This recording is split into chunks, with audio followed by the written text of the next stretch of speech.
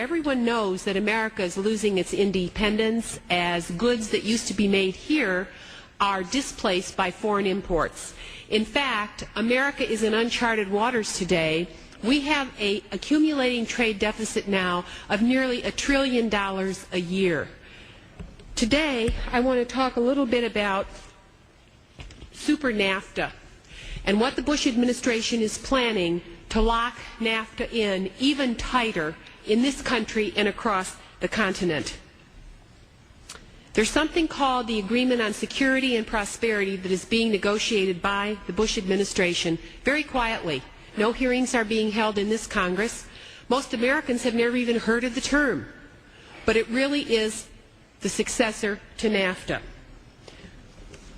In addition to what it anticipates in terms of a new transportation corridor that will come up through Mexico and the American highway into the United States, it also includes the incentives to major corporations such as Ford Corporation of our country that is laying off people in our country, now an additional 30,000 jobs to be lost here in the United States, and Ford is planning to employ over 150,000 more workers in Mexico, announcing that it will be investing over $9.2 billion in Mexico.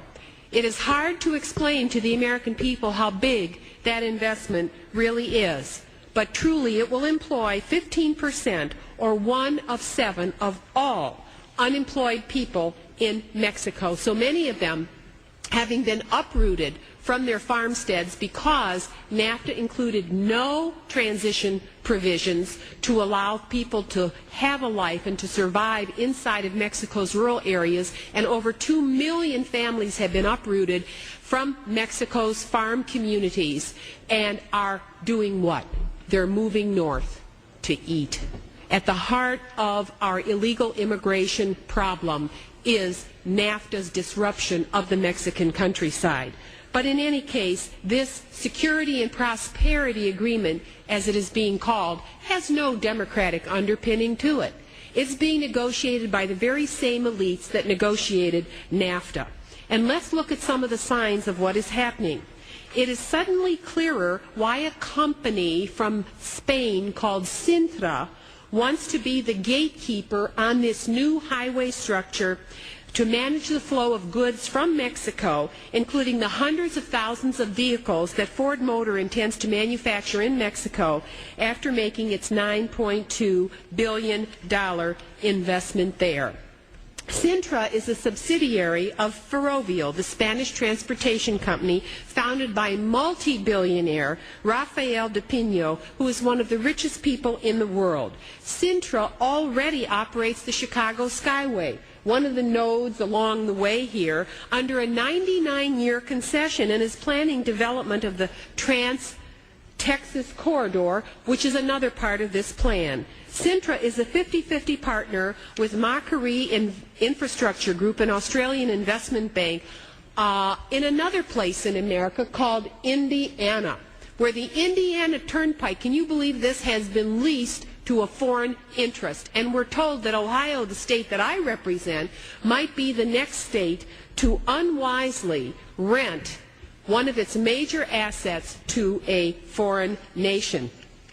Human Events magazine recently had this description. It said the North American Super Corridor Coalition is a not-for-profit organization dedicated to developing this international integrated multimodal transportation system along the international mid-continent trade and transportation corridor. Where does that sentence say anything about the United States?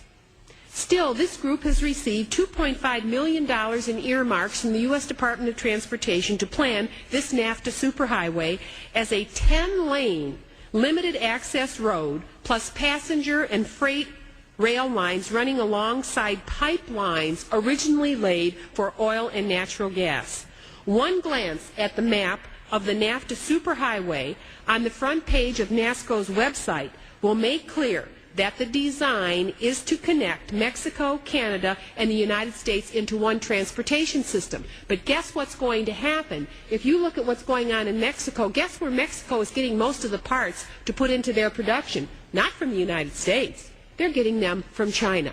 In fact, a lot of production in Mexico has been moved to China. So imagine this, huge container ships continuing to come in from China and Asia, hitting up against ports like Lázaro Cárdenas in Mexico, where the workforce earns almost nothing, and the major ports in our country of Los Angeles, of Oakland, all along the West Coast. I just wish we were shipping goods out, but right now our longshoremen and our dock workers are loading and unloading containers in the United States, but you can go around the United States. You can bring in that massive set of shipments from Asia through Mexico and up into the United States. And imagine if this corridor is then leased to foreign interests, who then charge tolls and become familiar with the transportation systems of the United States. This is the heart of America. This can displace every other major transportation system that we have if this is locked in piece by piece, and we have plenty of evidence that that is exactly what is going on already as an underpinning to this agreement that's being called security and prosperity. My question is, how much democracy will that agreement actually have in it? Will it be prosperity for all, or just for people who are rich enough to own global companies like Sintra that will invest anywhere, don't know the people in our communities, frankly don't care, and are willing to move production anywhere? The people of the United States had better wake up.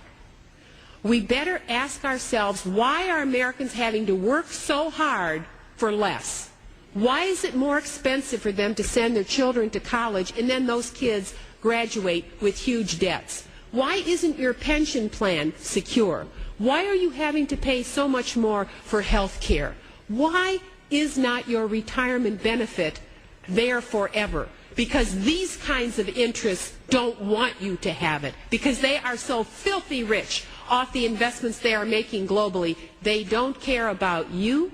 They don't care about this country. They don't care about where you come from. And my friends, they don't care about democracy.